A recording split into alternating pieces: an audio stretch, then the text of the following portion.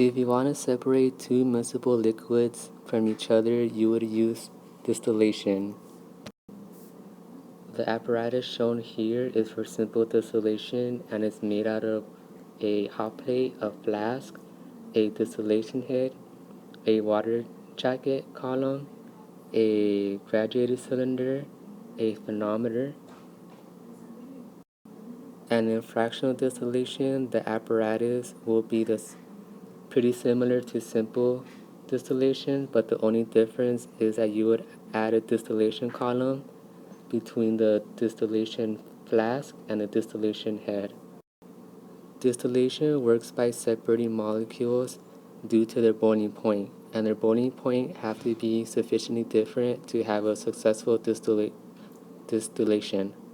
So the way distillation works is by bringing the solution to a boil in the distillation flask until the solution starts evaporating out and the vapors would rise and condense in the distillation head, where it would become a distillate, and the distillate will be collected in a graduated cylinder. So the theory behind distillation has to do with Raoult's law.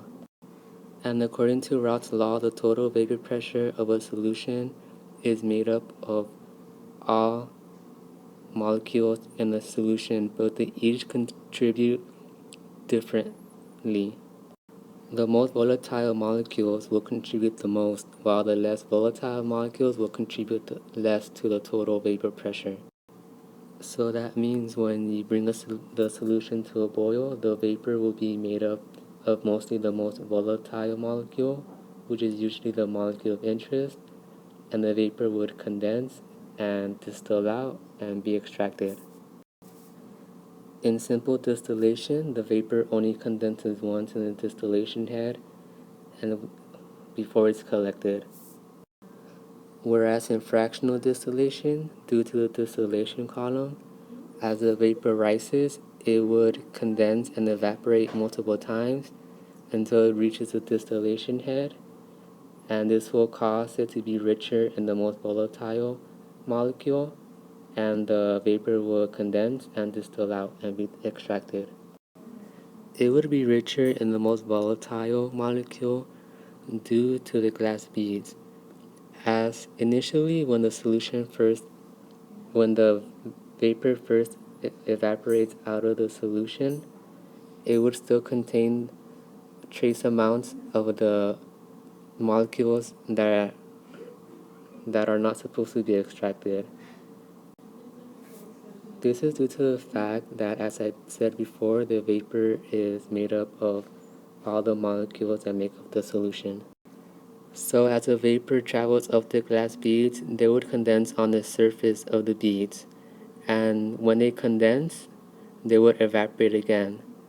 But since the most volatile molecule is easily evaporated out of the condensed solution, it would continue rising up the surface of the glass beads more easily than the less volatile molecule. And this will cause the vapor, when it reaches the distillation head, to be far more richer in the volatile molecule when compared to simple distillation.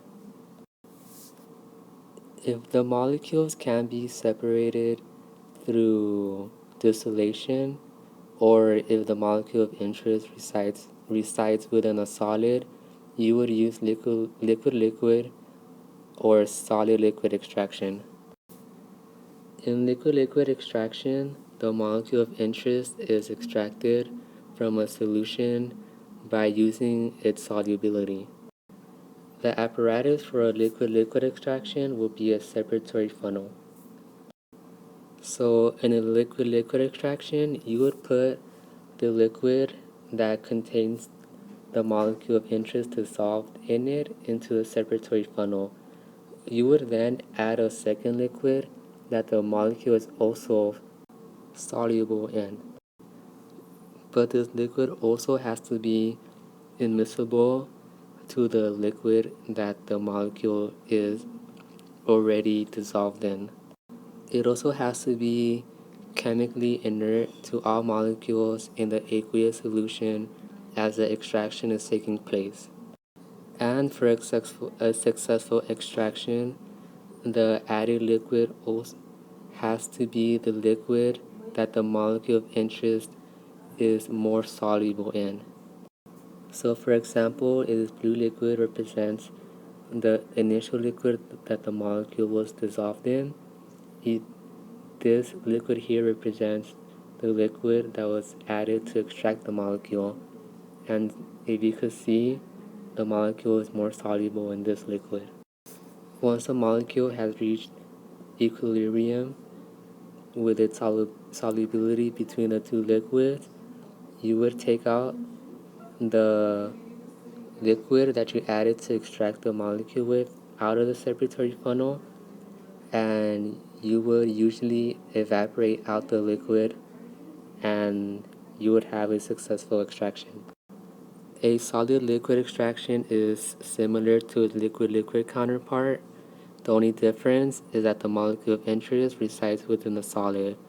So you would add an extracting liquid that meets the same prerequisites that the extracting liquid and the liquid extraction must meet, and this will cause the molecule of interest to diffuse out of the solid and into the extracting liquid. Then you would collect the extracting liquid and you would usually evaporate out the liquid, collecting the molecule of interest. Another separation technique is sublimation. And in sublimation, you would extract the molecule of interest by utilizing its weak intermolecular forces. If molecules have weak intermolecular forces in their solid state, they would have a low melting point. But if you expose them to a lower atmospheric pressure, these molecules will be able to sublime out of their solid state. For sublimation to work, the molecule of interest has to be the only molecule in a crude material with the weakest intermolecular forces. So to perform the sublimation separation technique, you would add the crude solid containing the molecule of interest inside this flask that has a little opening here for a vacuum hose. You would add a tube filled with ice on top of the flask, closing the opening of the tube so the vacuum could work successfully, and you would apply heat in order to initiate sublimation of the molecule of interest. When the molecule of interest sublimes, its gas will reach the top where this tube is, and this tube is filled with ice. This will provide a surface where the gas will recondense into its solid state, while all other molecules reside still in its solid or liquid state.